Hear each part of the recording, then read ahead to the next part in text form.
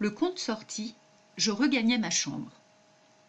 Au bout de quelques moments, comme je n'entendais rien, je sortis et escaladai l'escalier de pierre jusqu'à l'endroit où j'avais vu, sur le côté sud.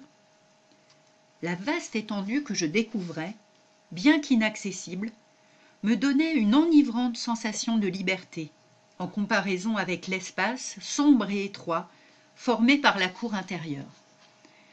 C'est à cette vue surtout que je compris combien j'étais prisonnier et combien je désirais respirer une bouffée d'air frais, même d'air nocturne.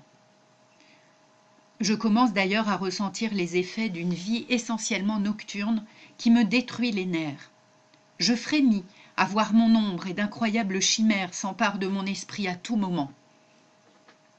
Dieu sait que ce maudit endroit est l'idéal pour susciter des craintes épouvantables.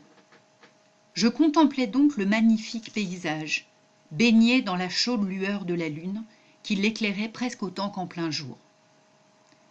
Dans une lumière aussi douce, les collines, si distantes, semblaient se confondre, et les ombres des vallées prenaient une couleur sombre d'une très grande douceur. Cette beauté, simple et pure, m'apaisa, dirait-on. Chaque aspiration semblait m'apporter davantage de paix et de réconfort. Comme je me penchais par la fenêtre, un mouvement, quelques mètres sous moi, attira mon attention. À l'endroit même où, si j'en croyais la disposition des chambres, devait s'ouvrir l'appartement du comte. La fenêtre devant laquelle je me trouvais était haute, profonde, avec des meneaux de pierre. Fort ancienne, usée par les intempéries, elle était pourtant demeurée à peu près indemne. Je me dissimulais derrière la maçonnerie, sans cesser d'observer avec la plus grande attention.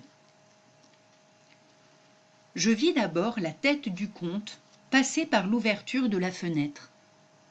Je reconnus l'homme, dont je ne voyais pas le visage, à la forme particulière de la nuque, épaisse, et au mouvement du dos et des bras. Et puis je ne pouvais pas ne pas reconnaître les mains que j'avais pu observer si souvent. Je fus d'abord intéressé, voire amusé. Il est incroyable de constater combien un petit détail peut distraire, passionner même un prisonnier.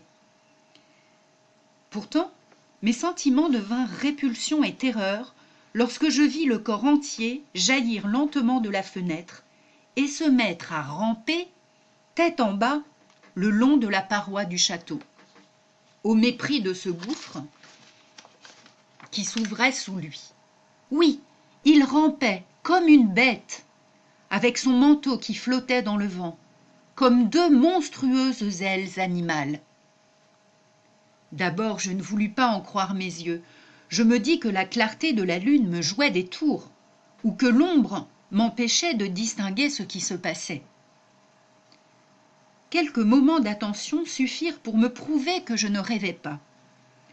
Je distinguais les doigts et les orteils qui s'agrippaient aux angles des moellons, sans mortier, et qui se servaient de la moindre aspérité, de la plus petite saillie, pour descendre à une vitesse étonnante, comme un lézard le long de sa muraille. Quel homme était-ce donc, ou plutôt quelle créature, sous une apparence humaine? Je sentis soudain m'envahir toute la menace de cet horrible endroit. J'ai peur, une peur atroce, d'autant plus atroce que je la sais sans issue. Je suis prisonnier de terreurs auxquelles je n'ose même pas penser.